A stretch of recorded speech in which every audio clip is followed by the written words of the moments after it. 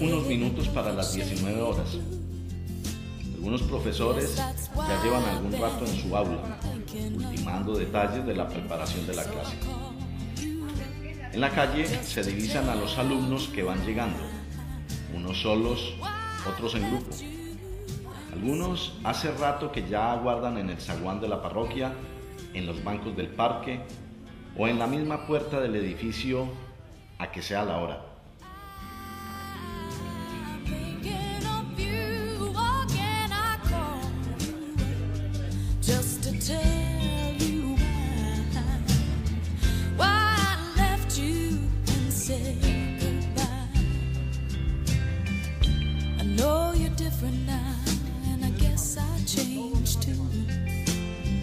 And I thought what once was right was so wrong for you.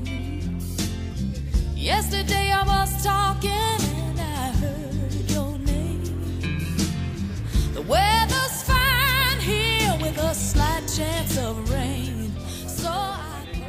Son las 7 de la tarde. Los alumnos, uno tras otro, encaran la escalera hasta llegar al primer piso, donde se irán repartiendo por cada una de las 5 aulas que les ha sido previamente asignadas, según su nivel de aprendizaje. Se sientan y anotan su nombre en la lista de presencias que tiene cada sala. Tras la bienvenida de rigor, empieza la clase, que durará 1 hora, mientras otros alumnos llegan andando a la espera de que acabe el primer turno y empiece el suyo.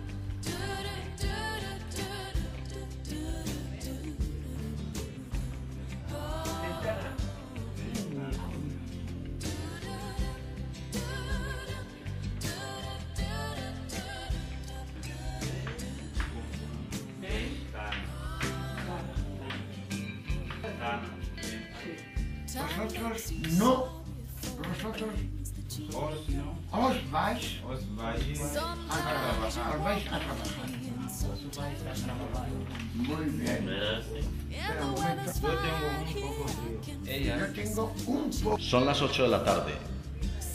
Los que han acabado las clases salen en tropel escaleras abajo. Los alumnos del segundo turno esperan a que hayan desfilado todos y dejado espacio libre para ellos. Ahora ha llegado el turno a los de las 20 horas, que suben, entran, se dirigen a su aula, firman su asistencia y de nuevo empieza la clase para los profesores volver a empezar. Mira, y yo, en clase castellano, y yo, mira, ya es la segunda que me da.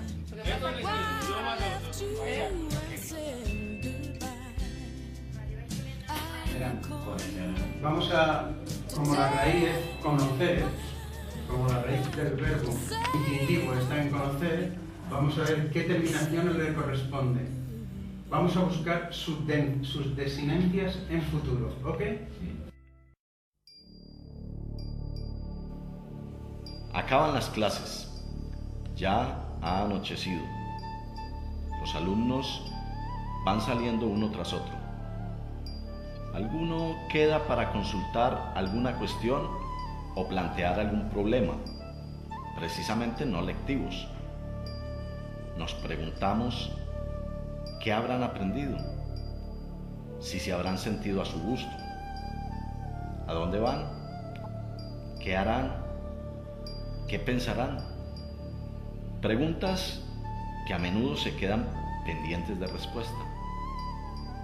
A muchos les espera mañana un día más sin trabajo, sin vislumbrar un porvenir generoso, con el recuerdo de una familia lejana y a la vez cercana en el pensamiento.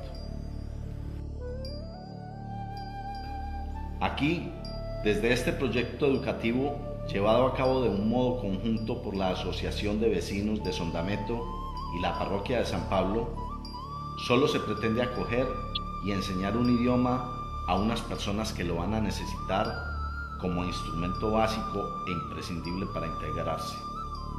Esto es, poder comunicarse, formarse, abrirse camino en el campo laboral, social y familiar.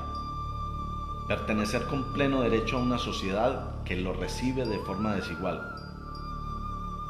Todavía pasarán años para que su integración sea total. Llegará el día en que formarán familias con los vecinos nativos con los que tendrán hijos. A partir de aquí, podremos hablar que su integración se ha consumado. Damos la bienvenida a nuestros nuevos vecinos.